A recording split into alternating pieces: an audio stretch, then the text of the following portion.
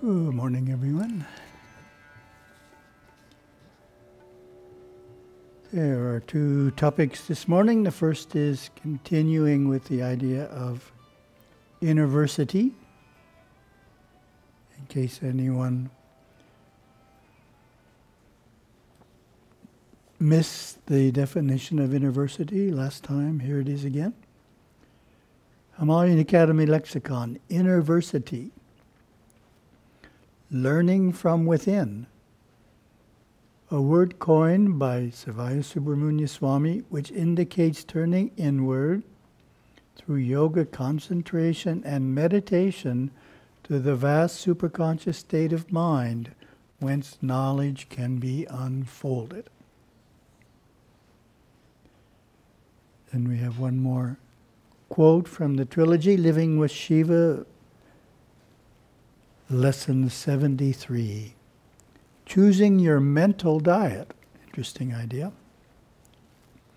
Have you ever given thought to the diet of your mind? Of course, our physical diet and our emotional diet are also diets of the mind because they affect our consciousness. But let's now consider the intellectual processes. How much information, how many facts is it necessary and healthy for us to ingest in a single day? It's a good idea for a devotee to budget his reading, to choose and discriminate what he wants to make a part of himself through the process of mental digestion. We have to discriminate to the nth degree whether or not we will have the time and the capacity to digest everything that we desire to place in our minds. For instance, quickly reading an article in a newspaper might stir your mind and emotions. If it is not properly digested, it could conceivably upset your whole day.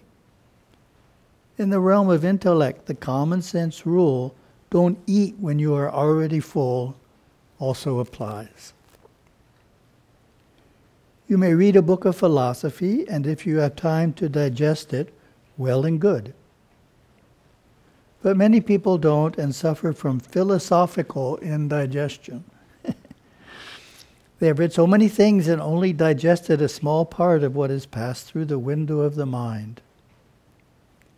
Then again, it is one thing to digest something, and it is still another to assimilate it and make it a part of you.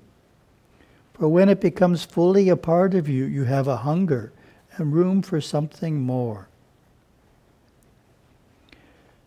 Many people come to lectures and then tune themselves out and simply benefit from the vibration created by the teacher and others in the room. They tune themselves out so that what is said is not absorbed consciously, but rather subconsciously. This is a good method for those who are still digesting material received from previous lectures. Another practice that makes for a very good mental indigestion pill is that of opening a spiritual book and allowing your eye to fall upon a random sentence of the page. Often you will find it will accent ideas that you are currently concerned with. Just as you would participate in a seminar, gaining from the interpersonal relationships, so can you learn from the intrapersonal relationship established between your perceptive state of mind and the conscious and subconscious states of mind. When you awaken to the point where your inner mind teaches your personality, you are involving yourself in the Innerversity of your own being. But this will not occur until you have balanced your physical and emotional bodies to the point where they are functioning at a slightly higher rate of vibration. Add to your contemplative lifestyle a hobby or craft. Working creatively with your hands, taking physical substance and turning it into something different, new and beautiful, is important in remolding the subconscious mind. it is also symbolic. You are remolding something on the physical plane, and by doing so, educating yourself in the process of changing the appearance of a physical structure, thus making it easier to change the more subtle mental and emotional structures within your own subconscious mind. Energy, willpower, and concentrated awareness are needed for both types of accomplishment. Hard work, concentration, and concerted effort to produce an effective and useful change in either the physical substance or the mental substance. So this brought in a new point, which wasn't there in the previous lesson excerpts we quoted from the trilogy. Involving yourself in the Innerversity will not occur until you have balanced your physical and emotional bodies to the point where they are functioning at a slightly higher rate of vibration. So that's the new point for today. Then we have something I wrote called Planning and Vedic Astrology Cycles. And it's 13 years old. It was given in 2008. Sounds like a long time ago. But something happened recently that brought this to mind, and that is toward the end. You'll see why I was thinking about it recently when we get toward the end. When it comes to planning in the future, one of the interesting aspects of it to ponder is the viewpoint of Vedic astrology, in which events repeat themselves in the timing of planetary orbits. Jupiter has a cycle of about 12 years, Rahu 18 years, and Saturn 30 years. Vedic astrology is based on a cycle of 60 years, each of which has a name. The first year, for example, is named Prabhava. 60 years is 2 cycles of Saturn and 5 of Jupiter. 2 60-year cycles, or 120 years, is considered the natural life of man. The Chinese calendar, by the way, is based on a cycle of 12 years, or Jupiter's cycle. I spent a few minutes looking for events repeating themselves in 60 or 120-year cycles, and found that the first prototypes for gasoline engine automobiles happened in 1886. And 120 years later, in 2006, a prototype electric car was released, the Tesla Electric Roadster. Ford Motor Company started large-scale production line assembly of the Model A gasoline engine car in 1902. Perhaps in 2022, electric cars will do the same. So this was written in 2008, as I said. So this is an update, today's update. It's interesting that Ford Motor Company itself is fulfilling this cycle in its planned release of electric vehicles. So it has 3 planned: all-electric Mustang 2021, E-Transit van 2022, and the F-150 pickup truck 2022. So this is, of course, America's best-selling pickup truck, the F-Series. So in 2021 and 2022, Ford Motor Company itself is fulfilling the 120-year cycle. So we didn't know that when we wrote this in 2008. One of the suggestions for solving our current energy crisis is to have another scientific push, the equivalent of the Apollo space program, which successfully landed a man on the moon. The Apollo program was from 1961 to 1969. So perhaps an energy program will start some 60 years later in 2021.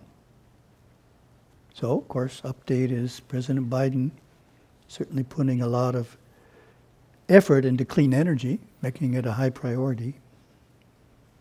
So that's happening 60 years later.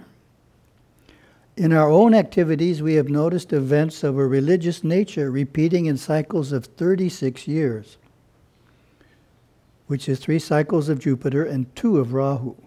Take our Inner Search travel study programs as an example. We had 2 major programs to India in 1969 and 1972.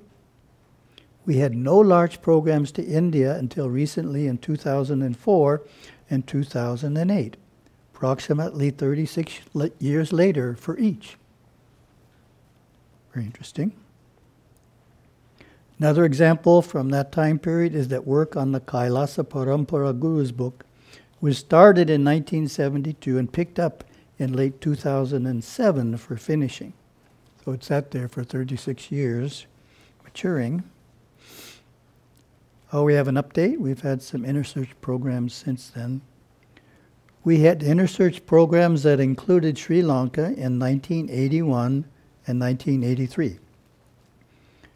Approximately 36 years later, we had programs in 2018 and 2019. In the interim, there were no Inner Search programs to Sri Lanka. So 36 years later, we went back to Sri Lanka twice on that pattern. Applying the 36-year cycle to our future, Kadavul Temple started in 1973. So it is natural for something special to happen to it in the year 2009. Gurudeva's vision of Lord Shiva on Sanmarga occurred in 1975. So in 2011, it is natural for something significant to happen on Sanmarga. Also, the Eravan Spadika Lingam arrived in 1986. So in 2022, it is natural for some change to take place for it. So that would be next year. On a personal level, the idea is that it is easier to accomplish major tasks when they tie into doing the same activity in a cycle of multiples or 12 or 30 years before.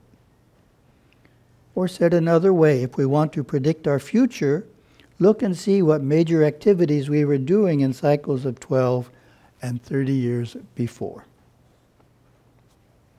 And we have the idea, which actually had me look this talk up.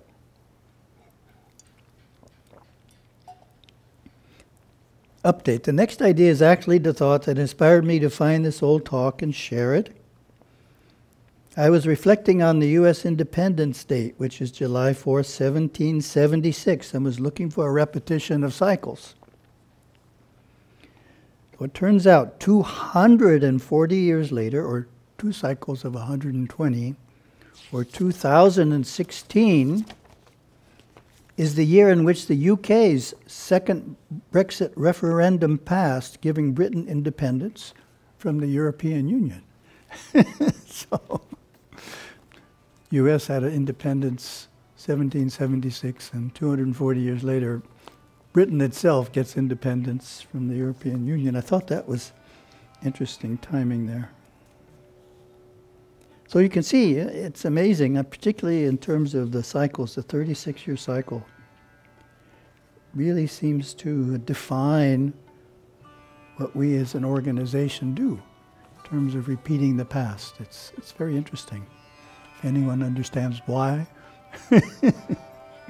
we are on that particular cycle, please let me know. Have a wonderful day.